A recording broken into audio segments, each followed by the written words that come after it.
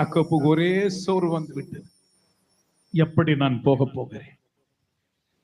772 kilometre தூரம் காடுகளை சந்திக்க வேண்டும், துஷ்ட மிருகங்களை சந்திக்க வேண்டும், ஆறுகளை கடந்து போகணும், யோர்தானை கடந்து போக வேண்டும். ஐயோ, கள்ளர்களை சந்திக்க வேண்டும். ஐயோ, எனக்கு என்னவாய் ஆயிற்று, இப்படி என் வாழ்க்கையில் இப்படி சோகம் வந்து விட்டது என்று சொல்லி அழுது கொண்டு